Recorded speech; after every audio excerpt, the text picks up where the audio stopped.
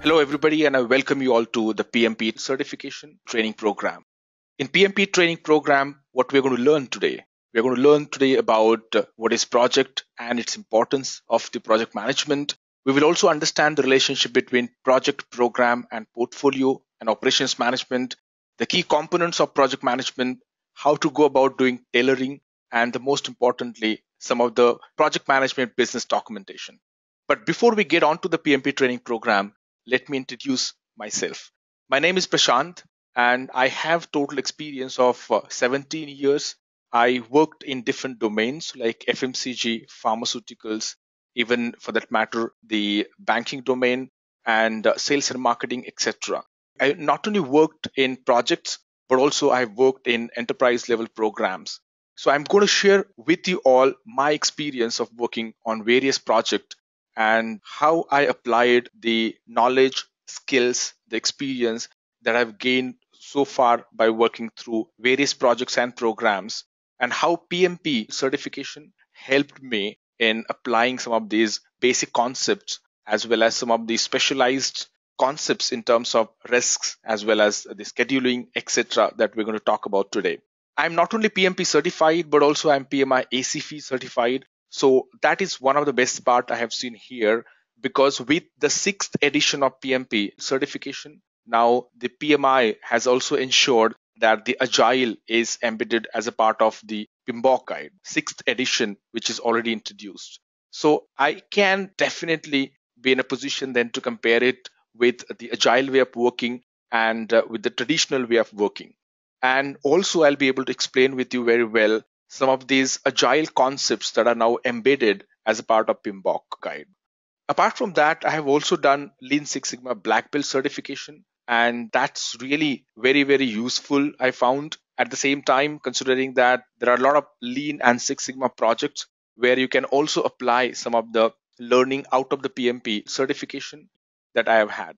It's been over 5 years that I'm PMP certified, and I have realized that attending PMP certification training program is how important when we begin our PMP certification journey. And if you are looking out for such a training program, then you are definitely at the right place, because this training program will help you prepare well for the PMP examination. And PMP certification training program is based on the sixth PMBOK guide edition. And we will be talking about some of the latest editions in terms of the contents that the PMI has ensured to be there as a part of the PMBOK guide, sixth edition. And some of these concepts are covered with the help of examples. In this training, what am I going to do? Basically, I will be taking you through various topics that are there as a part of the PMBOK guide, sixth edition. At the same time, we will also be going through what it takes to get that PMP certification, get that PMP credential, why the PMP credential is important. At the same time, where all the PMP credential could help you in excel in terms of different industries that we see here. Apart from that, we will be also actually going to go through some of the documentation, some of the artifacts of the actual projects that were delivered. So those artifacts, those documents will definitely give you an idea about how you can go about writing a project charter, or how you can go about writing a project documents like business case. So I welcome you all once again to the PMP certification training program. And I can see here John, Matt, Sridevi, and so many of you have joined this training program, and I welcome you all. So if you have any questions, I would like you all to put it in the chat box, and that will help me in taking a pause, reading your question, and I'll try to answer your question then and there itself.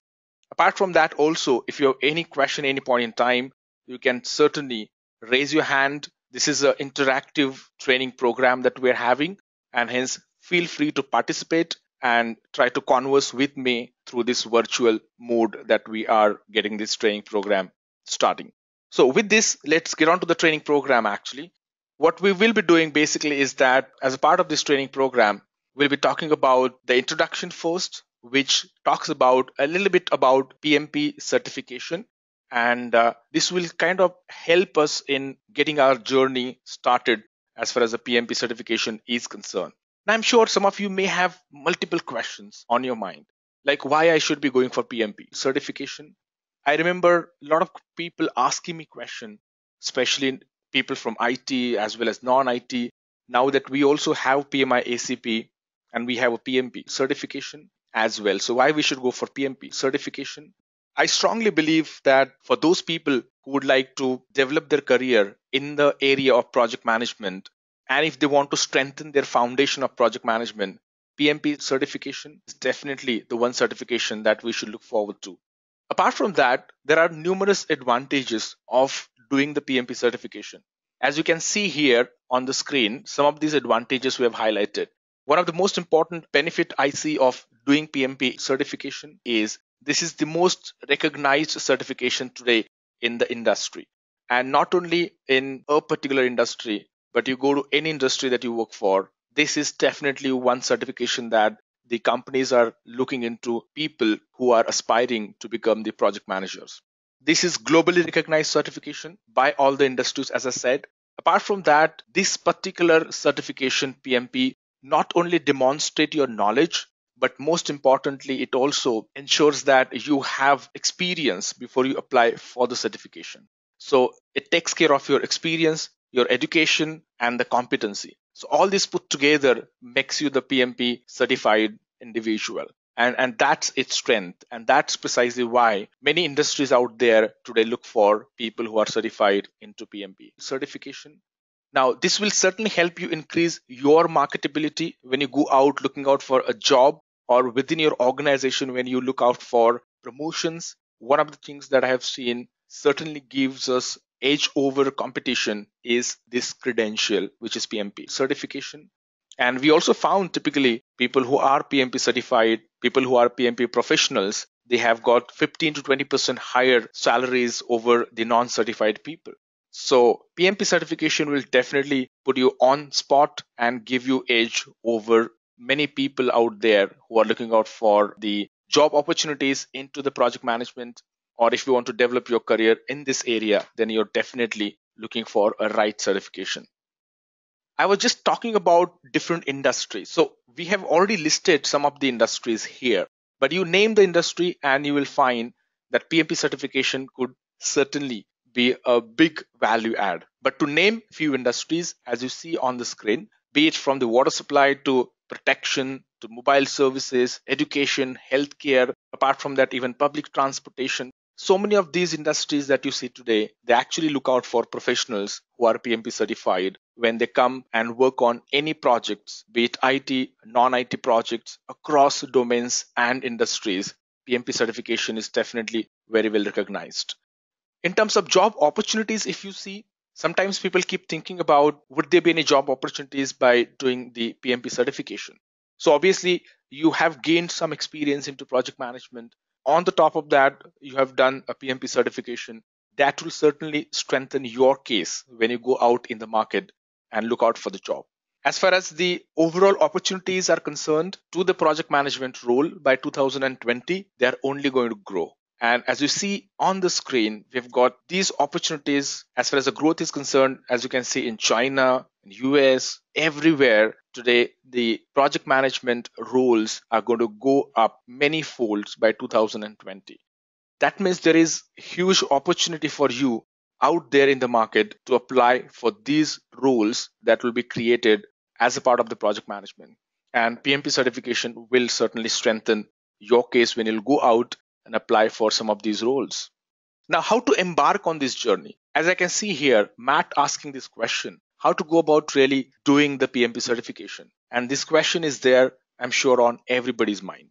Now, when you decide to do PMP certification, first of all, I must appreciate your decision that yes, you have taken the right decision. And we have just now seen why is it so. Now, when you decide to do PMP certification and when you just commit to yourself, yes, I want to be a PMP certified person, then by when should you get started your journey? You should embark your journey approximately 1.5 to 2 months before you actually take the examination.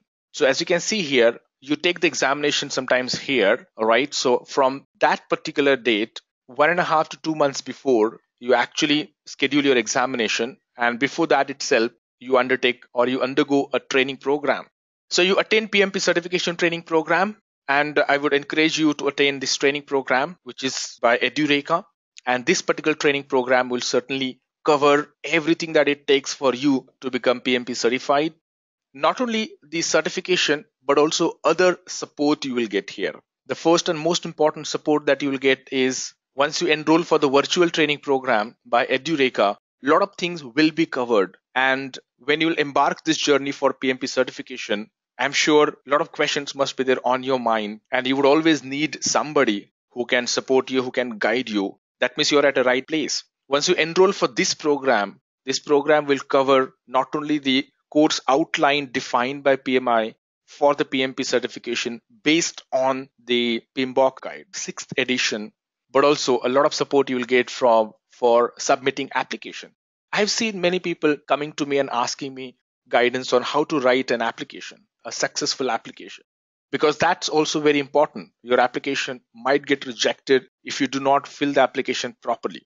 So that application, how to really go about writing the application, how to put your experience, how to ensure that you write properly about your project, the experience that you're showing in whichever the project that you have done in the past, how to ensure that you put down the experience which is non-overlapping within the last 80 years, right?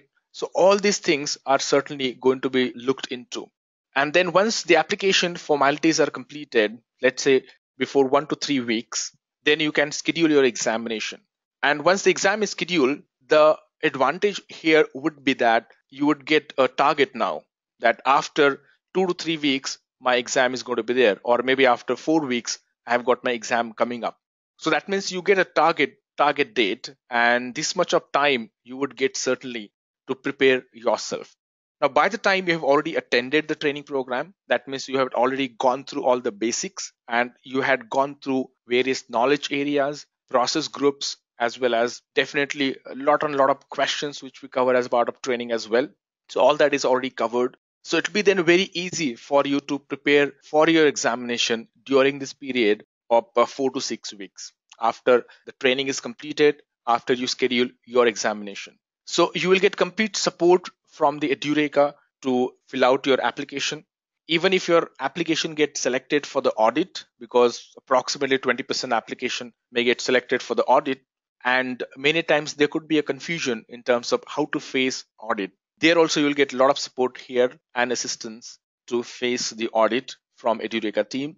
Personalized guidance will be provided by the SMEs like us who actually support delivering the training program throughout this study. And most important thing is that you will have access to the course anytime. So even if you want a particular topic to be repeated, you can always go back, repeat that topic, attend that topic again. You can sharpen your skills. You can revise a particular question, for example, or maybe you want to clarify about understanding on a particular topic or in a particular area. You can always go back and do that. And that's the biggest advantage with this training, I believe, unlike the classroom training. So at times in classroom training, what happens if you're not paying attention? That means you're gone. You can't really go back and ask to repeat the same topic. And after the training's over, then there is no opportunity at all. But here, the biggest opportunity that you would get is you can always go back and play the recording, play the session as many times as you want. Over and above, there are also 1,000 mock questions, and this is the most important thing. Once you are ready for the examination, especially in the last couple of weeks, you should be only focusing on taking up those mock questions. And from where those mock questions will come, you can certainly refer to the Edureka course for the mock questions. And 1,000 is definitely a good number. And I always recommend before we appear for the final exam, once you complete your study, it's important that you should appear for the examination by taking full 200 questions, by sitting at once and taking those 200 questions at once, at least twice before you appear for the exam. That will give you confidence not only of facing questions, but most importantly, sitting at a place for 4 hours, because this exam duration is 4 hours. And all those questions will come from these mock questions that are already designed, taking into consideration various contents and, of course, the new topics, the new PMBOK guide changes that have happened. So once you clear the examination, once you are PMP certified, obviously you have to renew your certification every 3 years. And even for renewal, you need 60 PDUs, and those 60 PDUs will come from the courses that you will attend through Edureka. So Edureka definitely help there as well. You can get assistance in e-learning for earning different PDUs. There are various courses that you can undergo, and within 3 years, again, you complete 60 PDUs and you can renew your examination successfully. The most importantly, you will get support from Edureka team 24/7 when you will enroll for this course. So I would strongly encourage you all to look no further than enrolling for the PMP certification course from Edureka. So let's continue this session and let's understand more about the training approach overall. How are we going to deliver this training program for you all? So we are going to cover here the PMI's philosophy, which is basically based on the contents that are outlined as a part of the PMBOK guide. So I don't know how many of you got a chance to really see the PMBOK guide, but it's definitely the big book which covers 5 process groups. There are 10 knowledge areas and there are 49 processes. And these 49 processes will ensure that you understand various concepts from project management. For example, how to take care of communication with stakeholders, how to go about putting everything in the charter and ensure that you are authorized as a project manager to work on that project and take decisions.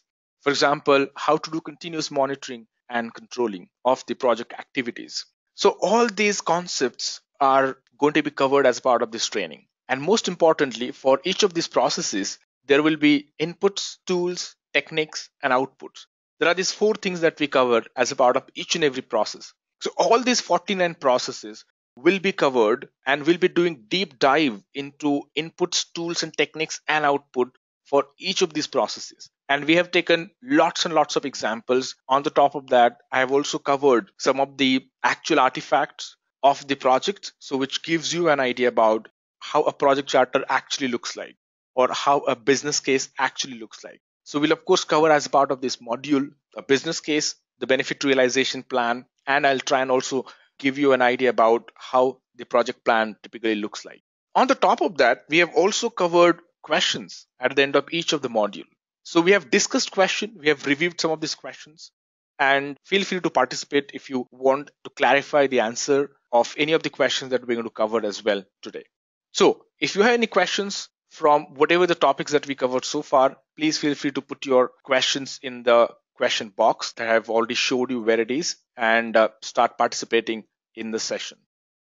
To continue with, we have so far covered about a little bit about PMP certification, a little bit about PMI certification.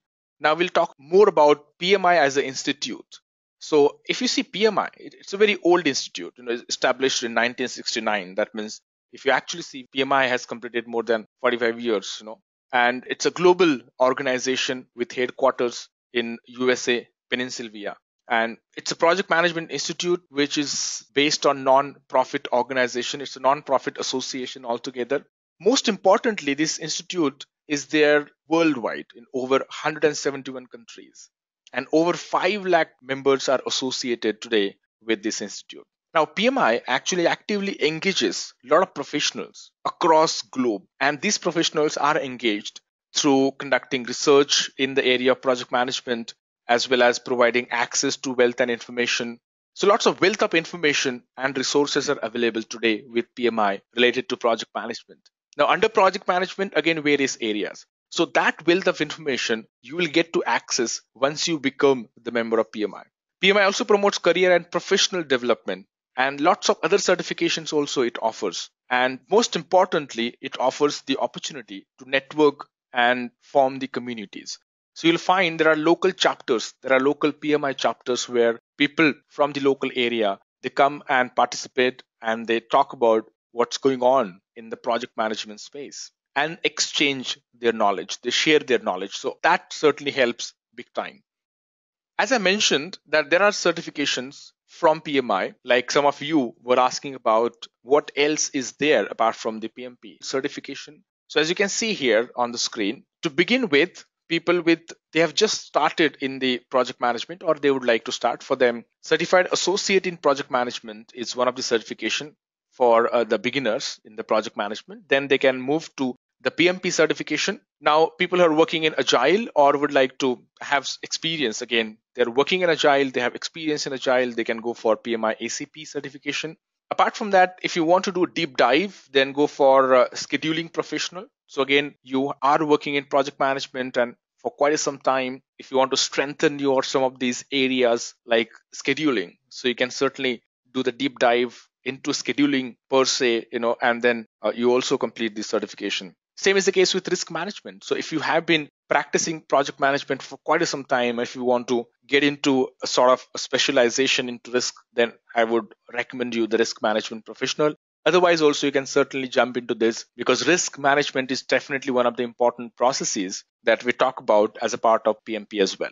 Apart from that, if you want to go for a little next level certifications, like you have been doing project management for quite some time and now you got promoted into program management, so you can certainly go for PGMP is another certification. And from there again, from program, you can jump on to the portfolio management professional as well as you go ahead up in the ladder in your career. So as you see here, there are lots of different certifications that are available. And some of you, as Matt asked this question, that what could be done if I don't have to go for PMP certification? Is there any other option that I can opt for? So you can opt for so many options. But the fundamental option that you have already chosen for yourself is PMP certification.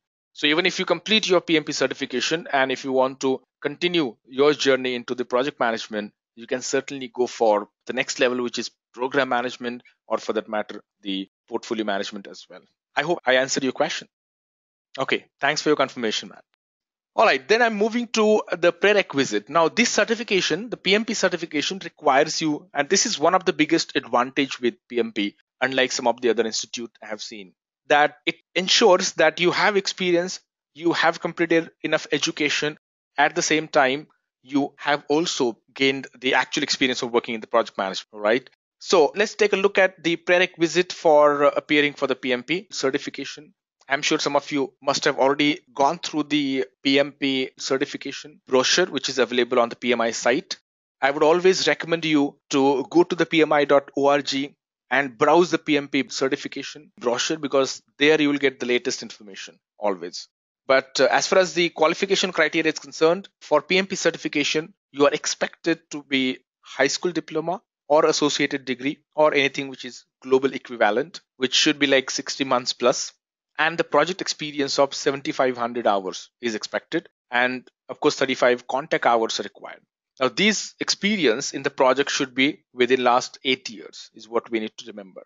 Contact hours is fine. So you can add contact hours from last, typically, they ask for 35 contact hours anyways. So this particular training will give you 35 contact hours. So that's another benefit of attending this training program. So you'll get a certificate and you can claim 35 contact hours out of that. The another way is if you are already a bachelor degree holder, then it's pretty straightforward. So in terms of you already have 36 plus months of the formal education. And if you have 4,500 hours of experience, now this experience should be non-overlapping experience. Working into project, not necessarily as a project manager.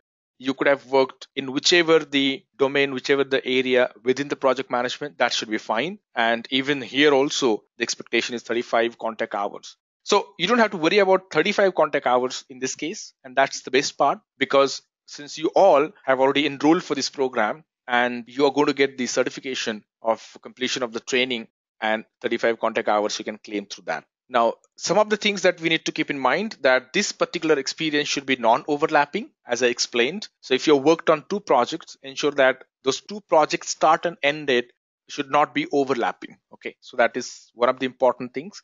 Then project experience should be only from last 8 years and not before that. 20% applications, as I mentioned, are picked up for random audit.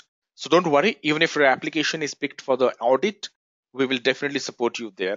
And apart from that, once you clear the certification, if you appear for the online examination, you will definitely get the soft copy of the certification and your score, you will immediately come to know if you appear for the online examination. Apart from that, from the prereq point of view, the designation is not an issue. This is another question which some of you were asking just now, that would there be any specific role I should have played? So in a project, there are multiple roles, right? So if you take an example of a software project, You may be a developer, or you may be a tester, or you may be just doing the deployment of the code that is written, or deployment of the releases, okay, or deployment into other environment, etc. So you are contributing, you're definitely the team member to the project that is running, right? So it is not necessary that you need to be project manager to have that experience of 4500 hours. Even if you have this experience of working on any project by any role, still you qualify for the PMP certification, provided that you have non-overlapping experience of 4500 hours, and of course the other prerequisites as we discussed. So I hope this have clarified your question about the qualification criteria to appear for the PMP examination. Now let's get on to the pattern of PMP certification. This is another important thing for us to understand. As I mentioned, PMP examination is 4 hours, so it's definitely longer. And this is where sometimes I have seen people struggle if you do not practice enough. So you have to first of all practice to sit for 4 hours, right?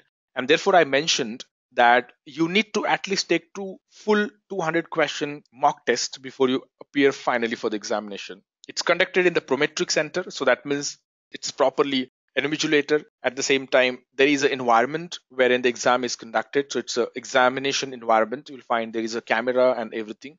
So this examination is conducted in a proper Prometric Center and with proper invigilation. There are 200 multiple choice questions and you'll get 4 hours. Now, out of 200 questions, what is important to notice is 175 questions are only considered for the final score. And there are 25 questions which are pre-test questions. Now, these 25 questions will not be considered for your final score, but you would not know which are those 25 questions. Hence, for you, 200 question is what you need to look for, because you won't be able to differentiate between which are those 25 questions for pre-test and which are those 175 questions. So for you, you have to attempt all the 200 questions. There is no negative marking, definitely, and the examination is developed by individuals or group of individuals. So people who have been working in the project management area for quite some time and they have acquired knowledge and skills and expertise. So these are those individuals who get to participate in the examination. I remember even PMI approached me for PMI ACP examination, but since I delivered training program, hence I didn't get to participate. But otherwise, if you don't deliver the training program and if you want to contribute actively into as a PMI, that individual or the group of people, you can certainly nominate yourself, or sometimes PMI directly approach you as well.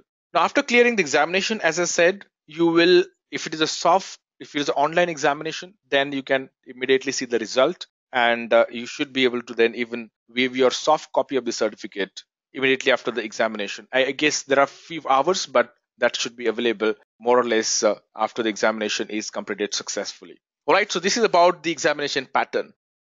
Now let's come to the examination fees very quickly. We'll go through the fees that you would be paying. Now there are two options. One is computer-based testing and there is a paper-based testing also available. If you are appearing for the paper-based testing, then your score will not come immediately, right? It will take time. But if it is computer-based, then your score will definitely come immediately. Now, if you see the PM experience and education, we have already covered this part. But what you need to understand is for computer-based exam, the charges are 405. And if so read this as members and non-members. All right. So if you are PMI member, the charges for you will be 405. If you are not PMI members, then 555. If it is paper based, for PMI members 250, for non-PMI members is 400. Similarly, you can take a look at the re-examination, computer based and the paper based. So it's always wise. It's always, even if you do any math, you would know that it's always good to do the PMI membership, to take PMI membership and then appear for the PMP examination. So you first take the membership. Of course, you first create your account on the pmi.org site. You take the membership and then you go for the PMP certification. This way, you will land up paying more or less the same amount. But the most importantly, you will get membership for 1 year. On the top of that, you will also get a soft copy, the latest PMBOK guide. So that is the biggest advantage here, right? Now you can also go for the PMI local chapter membership. So these membership fees, you can check locally how much are they. And as I mentioned earlier, when you renew your PMP certification after 3 years, you will have to complete 60 PDUs, professional development units. And for these 60 PDUs also, you can certainly take up the courses of Edureka, and these courses will help you gain those 60 PDUs. Right, so if you have any questions, please feel free to put it in the chat box so that we can discuss those as well.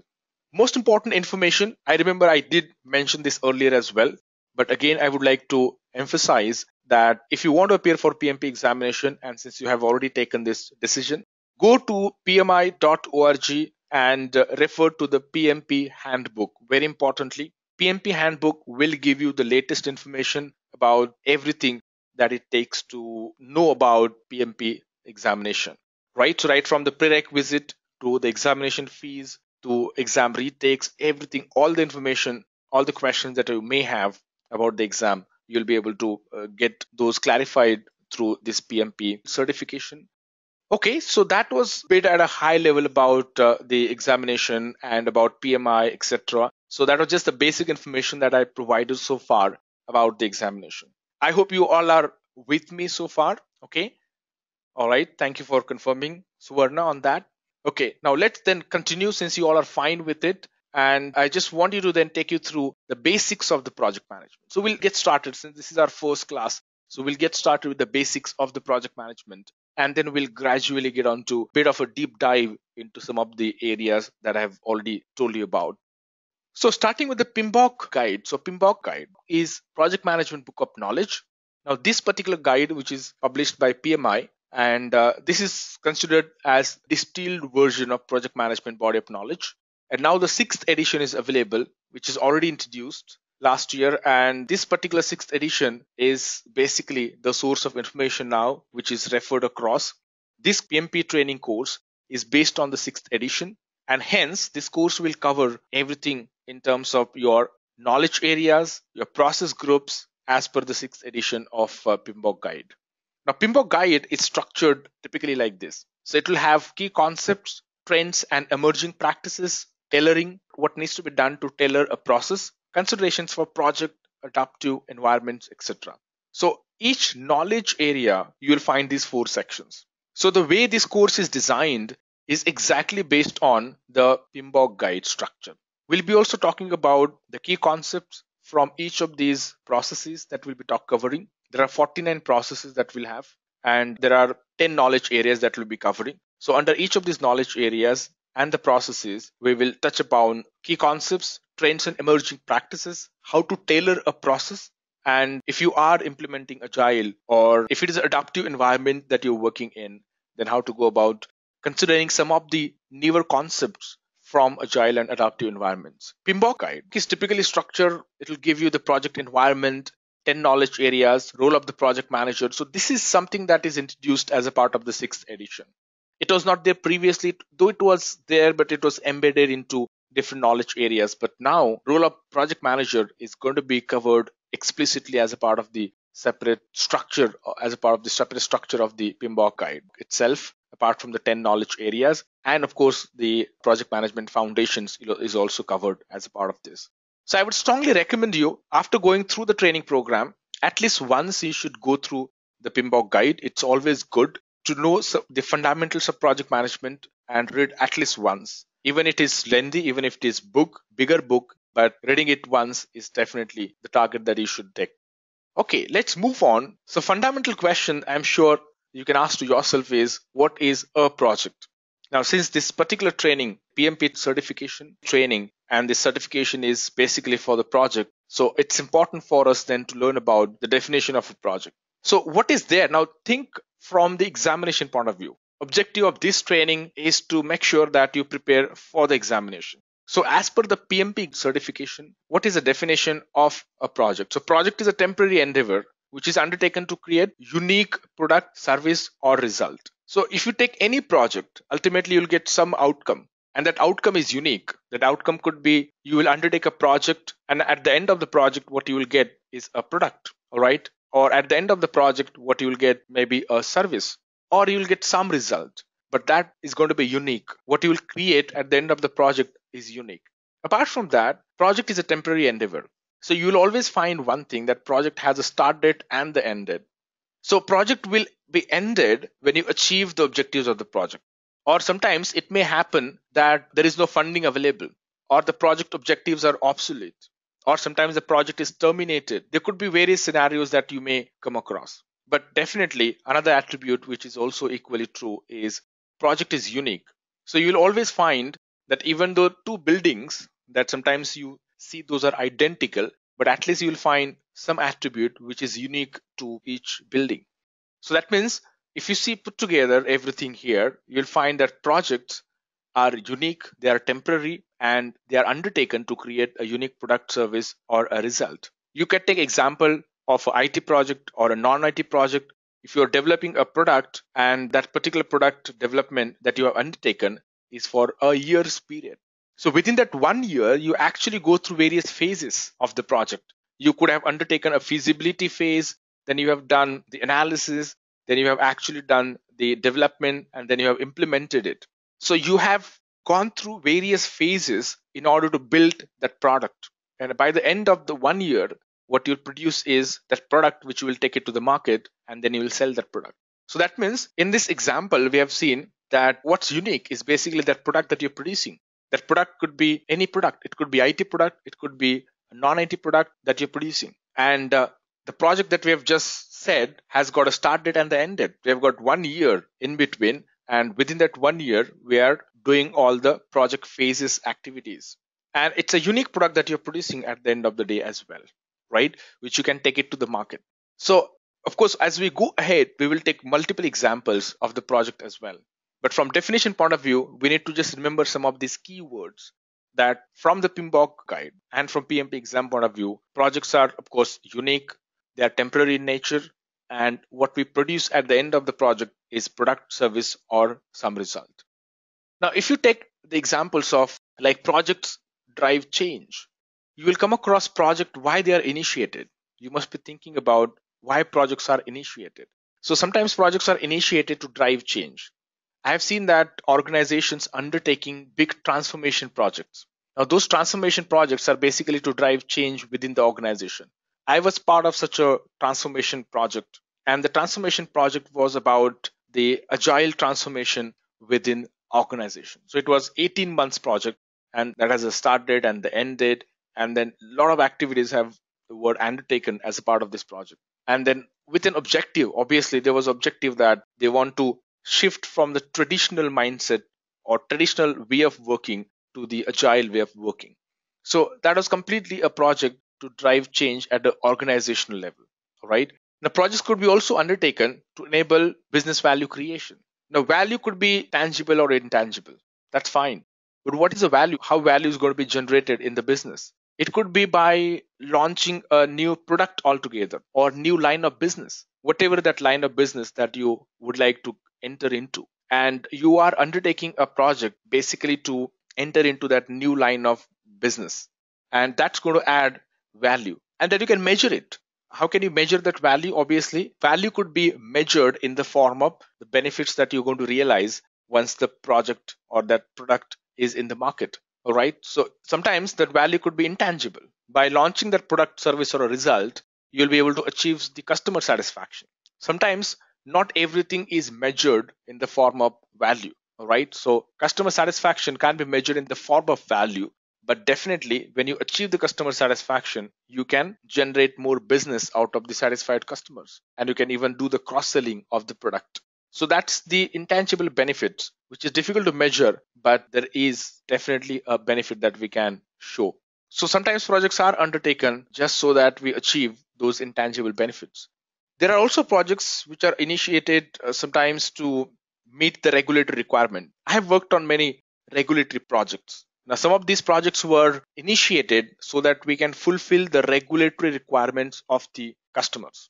All right. So, for example, there are certain, like if you work in the banking industry, there are certain reports which needs to be furnished, which needs to be submitted to the regulators. Now, an IT project is initiated so that those reports are produced out of the data which is gathered from all the IT systems across banks' IT organizations. It's a captive organization typically, and you get data from multiple IT systems, and then that data is ultimately used to prepare various reports which are then submitted to the regulators. So that means you initiate a project so that you can fulfill the regulatory requirement or legal or social requirements to satisfy customer request or need. As I said, that sometimes we initiate a project out of a request that we received from the customers. So sometimes product is already there and now you are getting the change requests just so that we can make enhancement to the products that we are using.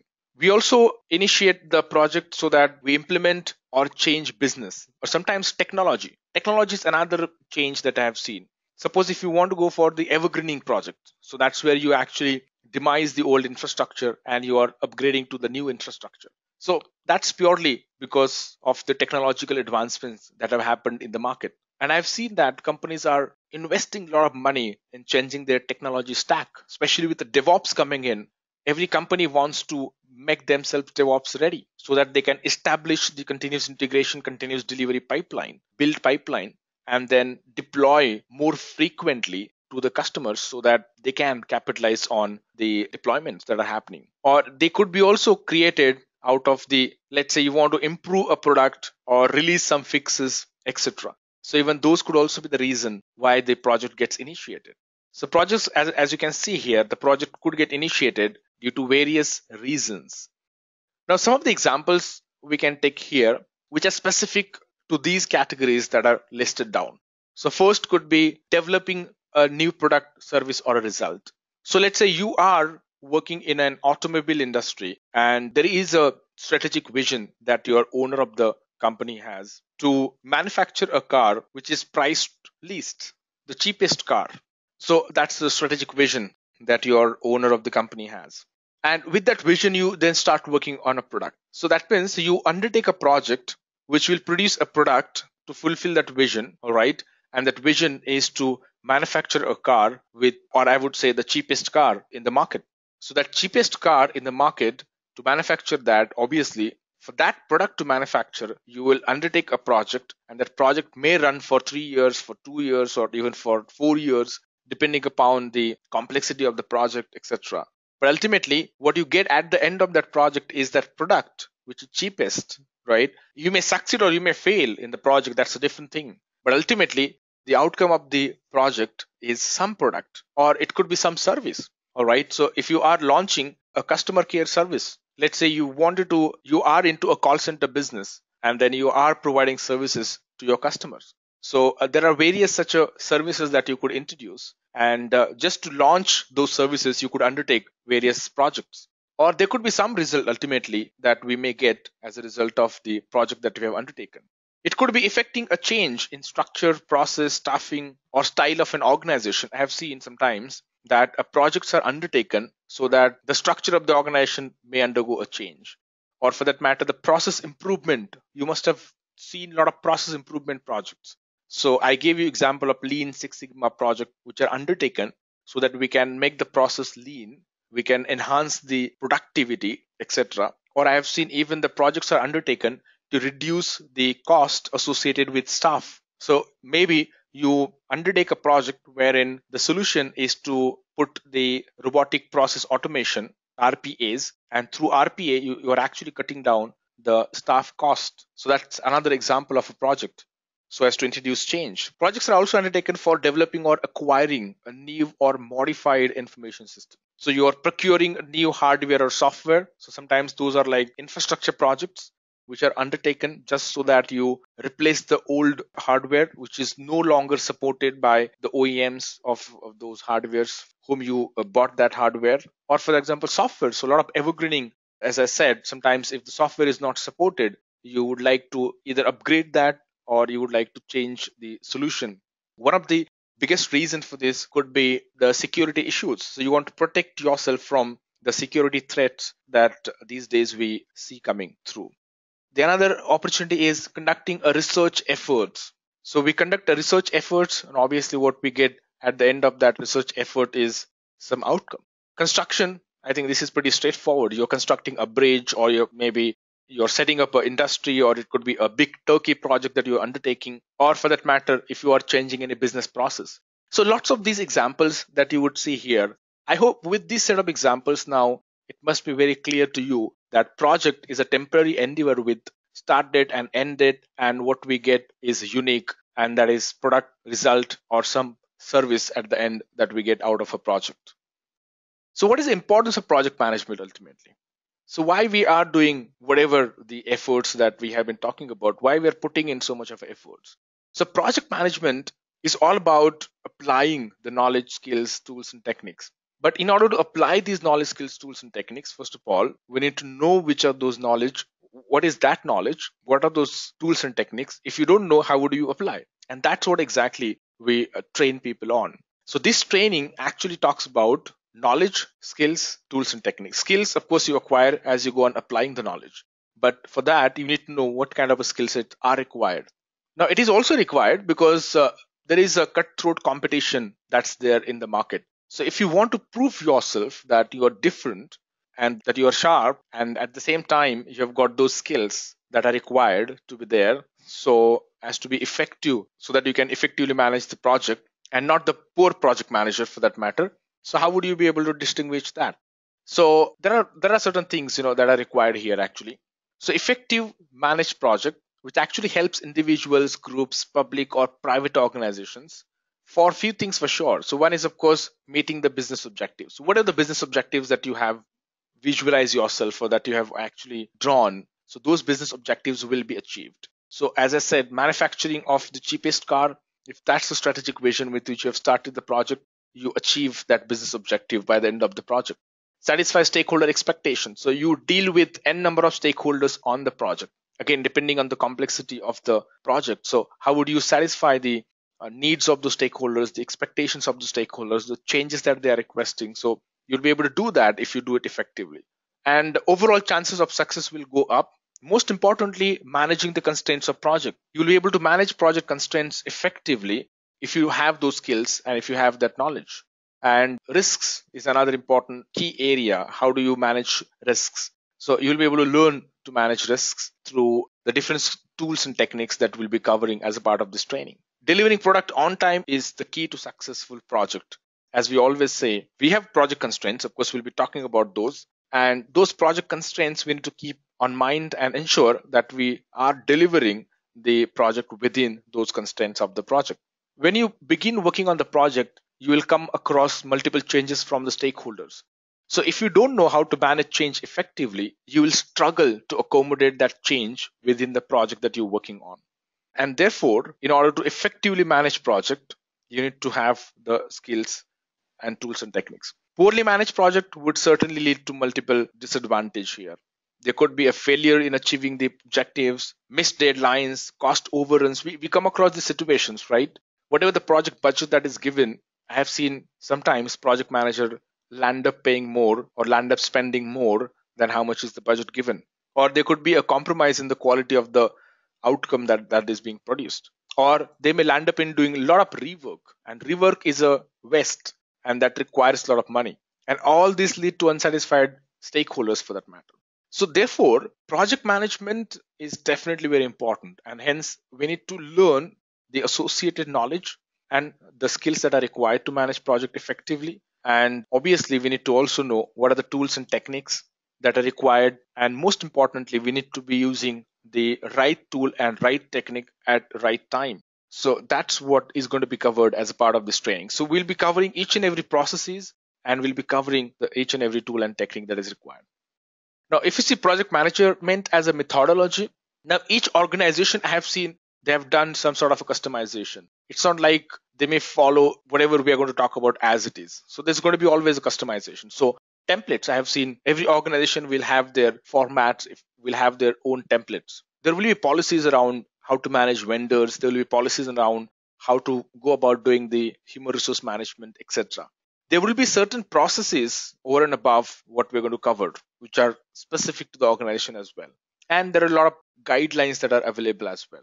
But most important thing is when we talk about a methodology, we're talking about we should be able to plan project properly, monitor it properly, and control the project properly within the organization. And to do that, what is required is going to be covered as a part of this training. So PMP certification training will actually cover the project methodology as a whole, and that will give you an idea about what kind of template I should be using when I put or when I start working on the project charter, or when I create a business case, how I should be going about doing that, or what policies I should be, bare minimum policies I should be having, right? What kind of a guidelines I need to follow when I'm doing a particular thing. So from project management methodology point of view, these are some of the areas that are needs to be looked into. Okay, so if you have any questions, of course, feel free to put them into the chat box that is provided so that we can also answer those questions as we proceed. All right, so right now I don't see any specific question as such coming in. So I hope you are with me on the training so far. Okay, so I got a confirmation from John that so far so good. So we are going on fine. Thank you for confirming that. Savita is fine too. All right, thank you. So let's then just continue with the same pace. Now let's move on to one of the most important points, which is about constraints of the project. So we call it as compensating factors or project constraints. If you ask me how the project manager's performance is reviewed or performance is judged, I would say it's based on how that project manager is overall managing the constraints of project. Because every project will have these constraints. When I'm saying constraints, what does that mean actually? So there are these 6 constraints that we talk about: scope, time, cost, quality, risk, and resources. Now, they are constraints because even if you change one, at least one other will get affected. If you increase the scope of the project, obviously cost might go up, right? If you don't increase the cost, and if you're just increasing the scope, risk might go up and quality might go down, right? At the same time, if you reduce the time, if you want something to be deployed early or finished early, then obviously we need to increase number of resources. If you don't increase number of resources, then it's going to cost you. Either you will not be able to complete all the scope, or you will not be able to achieve the quality that is expected to be there. So you have to play around with these constraints. So effective project manager would know how to deal with these constraints. And most importantly, if there is change to any of these constraints, it's important to go back and update the relevant documents that are being created. So it could be a scope management plan, risk management plan, or resource management plan. So we need to go back and update these documents as well if there is any change to the constraints, right? So from that point of view, these constraints are very, very important to manage. And these constraints needs to be managed from the point of view of the stakeholders. They should also be satisfied, because if the scope is not fulfilled, your stakeholders might not be then satisfied. So how can you deal with a scenario wherein you are behind the schedule? That means either you have to reduce the scope or you have to delay your project by maybe a couple of weeks. So you are in such a situation. Then how would you handle this situation? And that's where the project manager's skills and knowledge will come into picture. So how can you go back to the stakeholders and understand the importance? Is it scope delivering is important as it is, or is it the schedule that is important? Like when I was working on a regulatory project, so from the regulator's point of view, the most important was delivering it within the time, because that timing is most important. Otherwise your company might be fined. You will have to pay the regulatory fines. So from the scope point of view, we had to go back and reprioritize the scope items. So there were certain scope items which were just good to have, so we had to really drop them off. And whatever rest of the scope items, we have then taken them ahead within the available schedule. So what's important here is to understand how you can make use of these constraints to the best of your knowledge, and to go back and negotiate with the stakeholders. All right, so I hope now I have made it clear the most important thing, how to deal with project constraints. All right, so I see a question here from Matt, that how do we manage project risk? All right, so Matt, so basically to manage a project risk, we kind of start working on the project risk management right from the beginning of the project itself. So like in our project, what we do is that we have a risk workshops to identify various risks that we might face on the project. So we first identify all the possible risks that we might face on the project. We prioritize those risks. Then we have to also do the quantitative and qualitative analysis of the risks. Then create a risk response strategy. So that risk response strategy could be, we may like to mitigate few risks. We may like to also accept few risks if there is no good option that is available, or if the cost of mitigation is higher than the cost of the risk, overall risk, then sometimes we might have to accept that risk as well. Or sometimes we might have to transfer the risk. So risk response strategy needs to be agreed upon And then we assign the risk owners. Those respective risk owners will then ensure that before the risk occurs, the risk response needs to be implemented. All right. And all this execution happens as per the risk management plan that is created in the beginning of the project itself. So all these things that I've just now covered is going to be covered as part of this training, where I'm going to actually show you the risk management plan. I'll be actually taking you through the examples of how do we identify risk, how do we do qualitative and quantitative analysis of the risks. At the same time, what are those different risk response strategies that we come up with? So don't worry, hold on. But for now, just to answer your question, I have just given you this high level idea. And then we are going to do a deep dive into each of these processes as we go ahead. I hope this answers your question, Matt. Okay, so he's saying that he's happy to get this input so far. Okay, thank you, Matt. All right, so let's get started then. From here, so we'll continue and we'll talk about now the project, program, portfolio, and then OPM as well. So talking about project and strategic planning. So let's get started with the project and strategic planning first. So typically what happens, if you talk about a program, it's always made up of multiple projects. And a portfolio would have projects and programs put together. And then that's how ultimately everything is aligned with the organizational goals, objectives, or whatever the strategic plan that is created. So I gave you this example of if you want to manufacture a cheapest car, if that is a vision, high level strategic plan that is created, then probably you might need to run multiple such programs and the projects because it's a complex project altogether, right? You will have to run multiple projects. And this program would include a lot of components in it. Okay, so component would be there could be a vendor management activities that needs to be separately handled. There could be activities wherein establishing a plant where this assembly line, for example, where this car would be manufactured.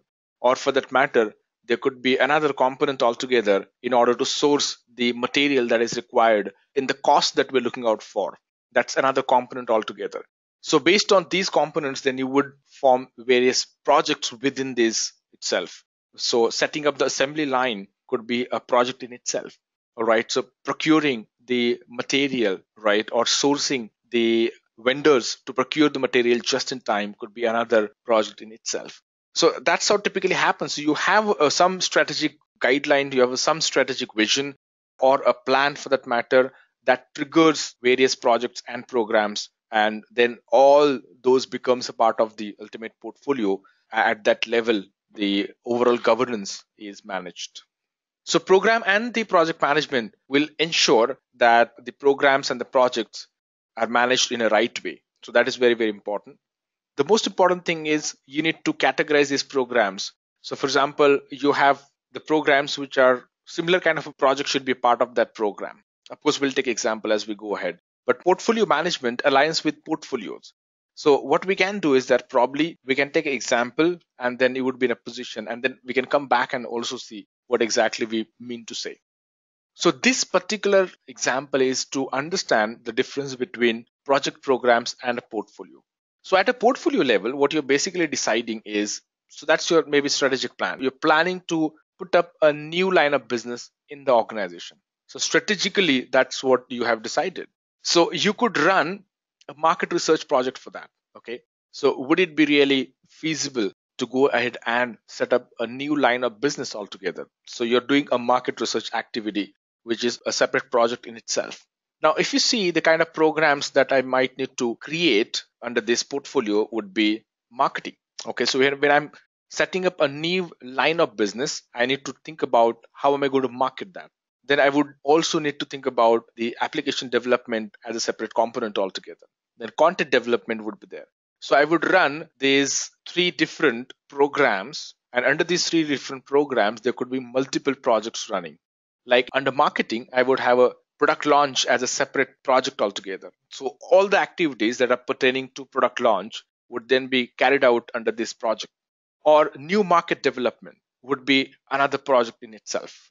So these couple of projects, which are related projects, which are linked projects, would then be clubbed with this component, which is marketing as a program. Similarly, for the application development, I would look into various things as well. Like for example, I would think about a web application, Android, and the iOS based application as well. So then I would club these related projects under this program, which is application development. So this will actually ensure when I complete all these three projects, I'll be able to complete the application development program as a whole.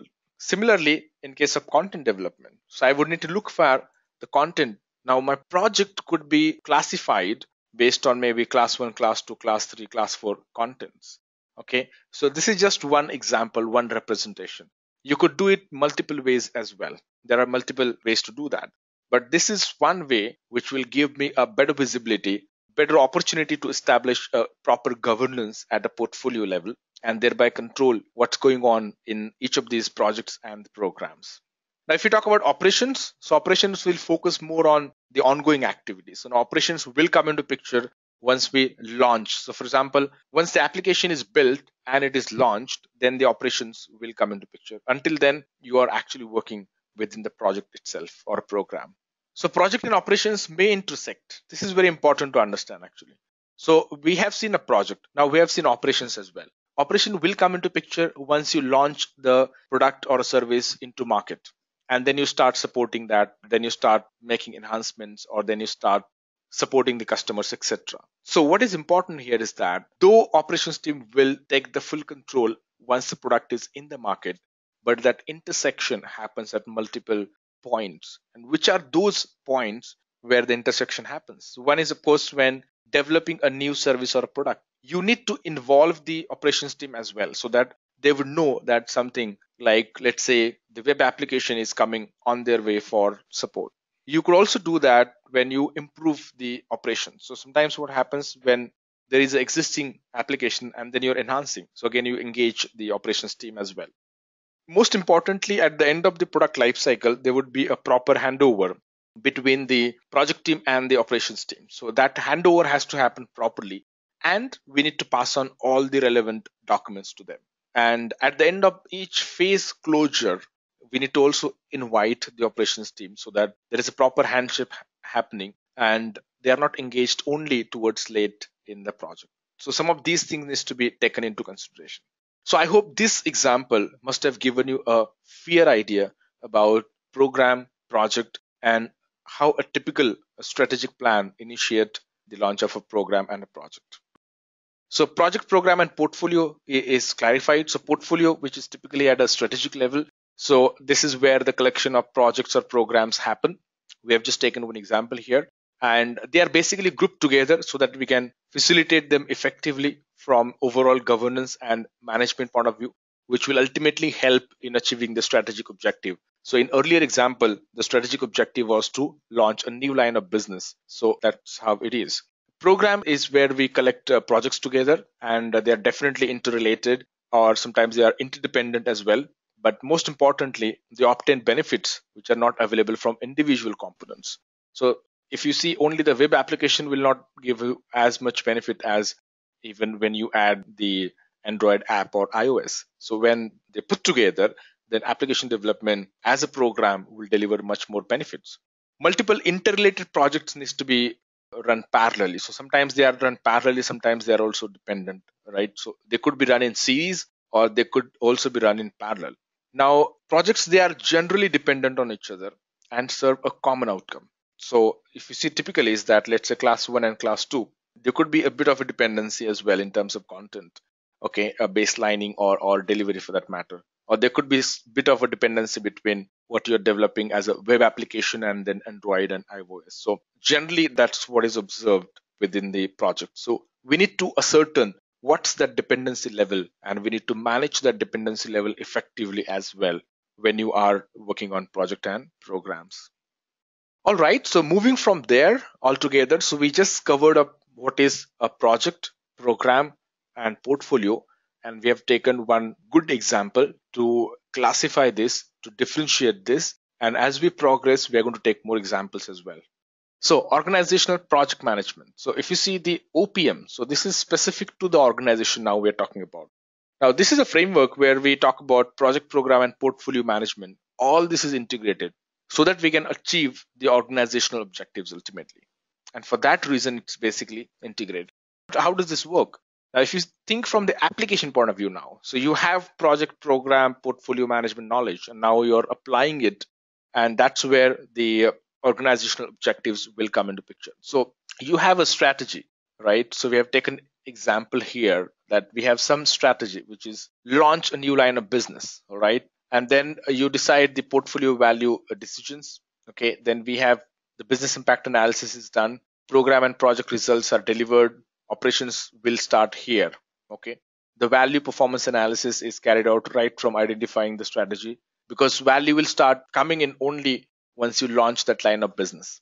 So programs and projects will be a part of this section, and then there's a portfolio here. Okay, so what we need to understand is that same example you can apply here as well.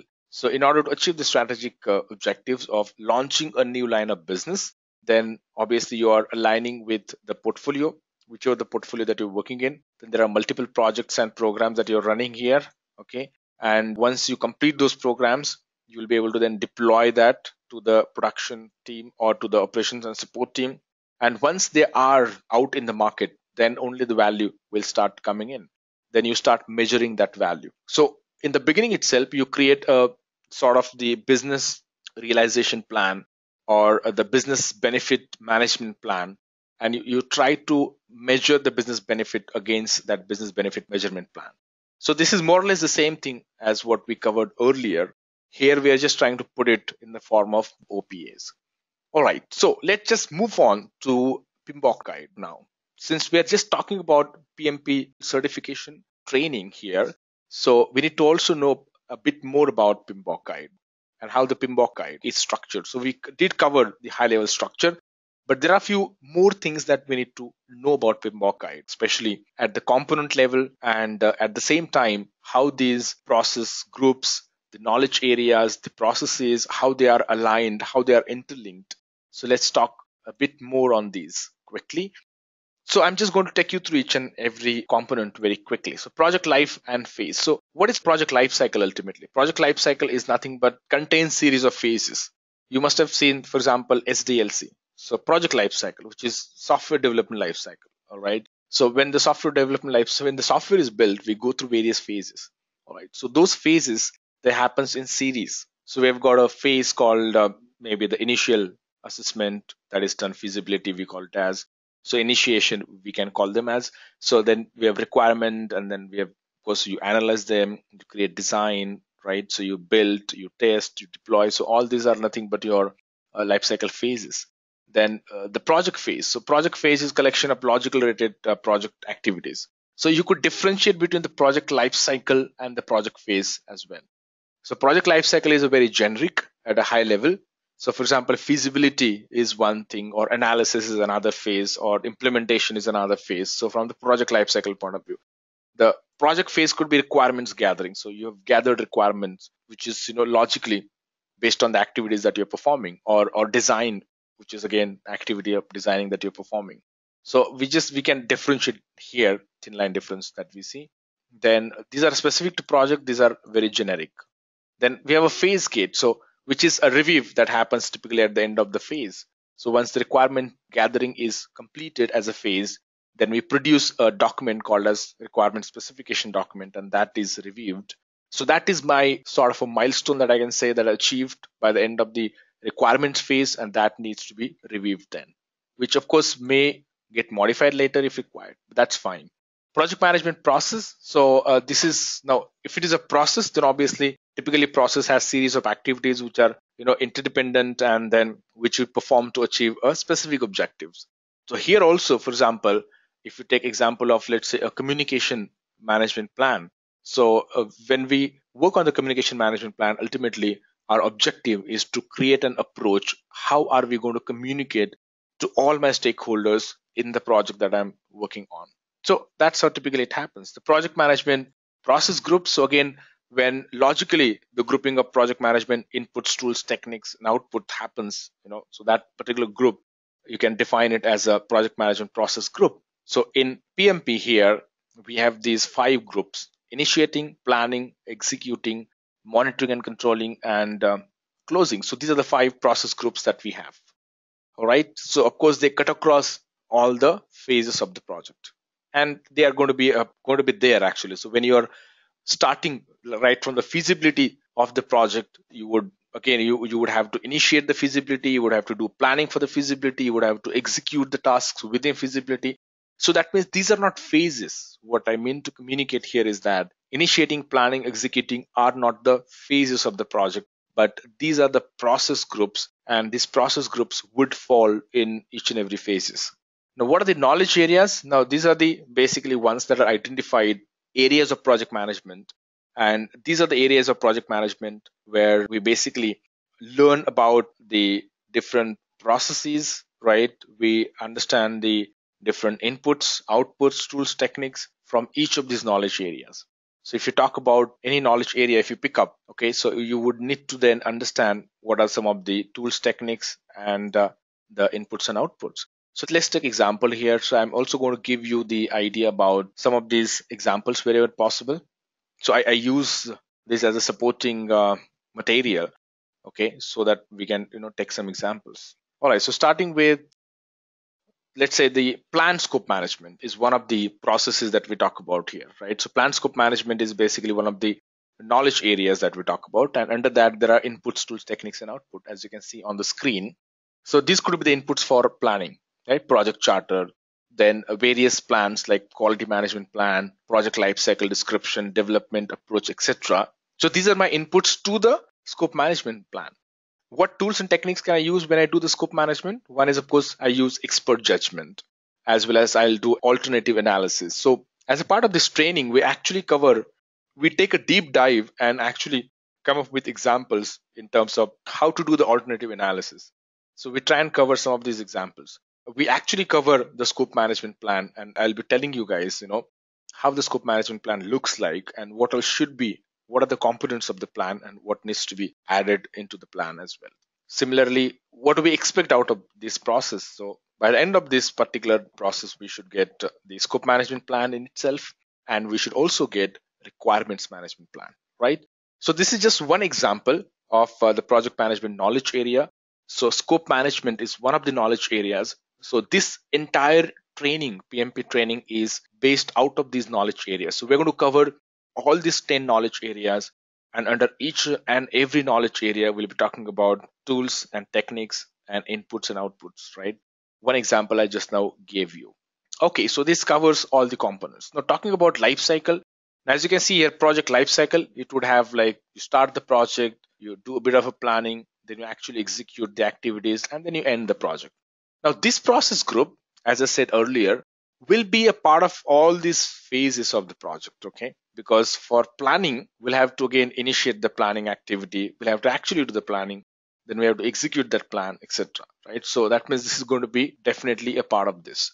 There are 10 knowledge areas, right? So for example, communications management, stakeholder management, scope management, right? Risk management, etc. There are 10 of these. And these 10 knowledge areas, we will cover each and every of these knowledge area with many examples and actual artifacts, as I said. Okay, then there will be a phase gate, like we took one example here, project phase, etc. timeline. Okay, so this covers everything that I'm supposed to be covering as a part of PMBOK guide. Now let's quickly get on to a project lifecycle. So if there are no more questions so far, then we can talk about project lifecycle. Okay, so here now I have a question here coming up. As I can see, the question is from John, and then he's asking about how the training is organized. So John, as I mentioned here, that this training is based on knowledge areas. So you'll find each and every module is going to be covering the knowledge areas. Let me just give you a brief about how this training is going to be conducted. As you can see on the screen, we have the different process groups. So we have got initiating, planning, executing, monitoring and controlling, and closing. And under each of these process group, there are various processes. So total, there are 49 processes that we'll be talking about, right? And there are 10 knowledge areas. So these knowledge areas are mentioned here horizontally, right? So project integration management is biggest one. So we'll start with integration management. Then we have scope management. Then we have stakeholder management, all right? Then cost management, quality management, resource management, communications management, risk management, procurement, and stakeholder management. So these are those 10 knowledge areas which we will cover. Now, each of these knowledge areas will have multiple processes within them, which actually cut across multiple process groups. So, for example, project integration management will have processes from each of these process groups. Okay. But if you see scope management, we'll have mainly the planning, because it's all about most of these things that we do as a part of planning, and some bit of the monitoring and controlling activities will happen. So this training is basically organized based on these knowledge areas. So there will be a modules on these knowledge areas. We'll be covering a module: integration management, scope management, schedule management. These are the modules that we'll be covering as part of this particular training. And we'll, of course, monitor the progress through this sheet that I'm showing you just now. Okay, so I hope I have answered this question to you, John. Okay, so John is happy with the answer overall. And I'm sure you can look forward to more in terms of gaining the in-depth knowledge on each of these knowledge areas as we proceed with the training. Thank you.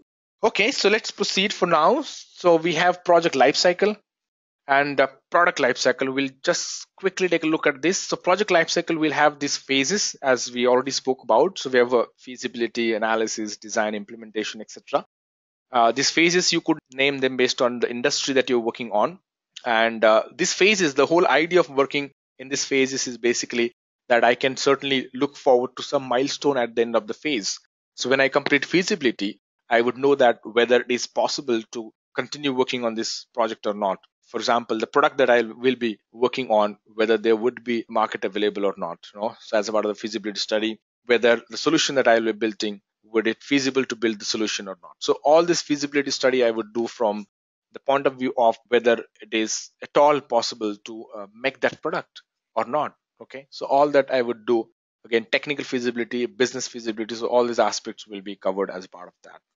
As I said, that project lifecycle is based on the industry that you're working in. If it is just an example, if it is an IT software industry, then typically your project lifecycle would be like requirements gathering phase, analysis, design, development, testing, implementation. These are the phases that we go through. Okay. Similarly, in pharmaceuticals, it will be different. In construction, it will be different. In industry that you are working on, it could be different. But ultimately, at a high level, these phases will give us some framework to work through, and we go on achieving the milestones. And most importantly, these phases will help us in establishing the project governance as well. Now, these phases could be done sequentially or they could be overlapping. So it depends on the phase that you're working on. So face-to-face relationship could vary, as you can see. And if we are doing the overlapping, then it's also called as fast tracking. So there are concepts like fast tracking and crashing. So we'll be covering these concepts as part of the training. And stay tuned. I'm sure you would be happy to know that there are two different ways through which we can actually move the project a little bit faster. So by doing the fast tracking or crashing. So what is fast tracking and what is crashing? The project is what we'll be covering as we proceed. For now, you have to stay tuned for that, right? Okay, so we just covered about the project. Now let's also quickly talk about the product lifecycle and try to understand what is project and the product lifecycle very quickly. Now, understand one thing, the project lifecycle could be a multiple project lifecycle within the product lifecycle. So once you have a product, right, this is a product lifecycle, and you can undertake multiple projects.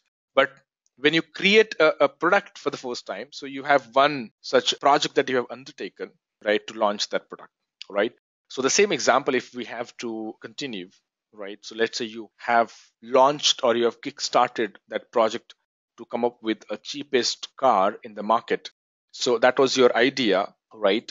And then you started your project. You had gone through different phases of the project, and then you introduced that car here. So you have taken up one project here, and then your outcome is, of course, the product that you're launching. And then the product lifecycle starts here. So product lifecycle typically goes through these various phases, right?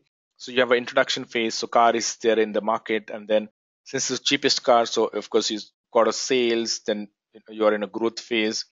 And then after a few years, you realize that because there is a competition, a lot of other cars are also coming up, and because even others have started realizing this market. So then the maturity level is what slowly the product starts achieving. This is where you are selling at peak.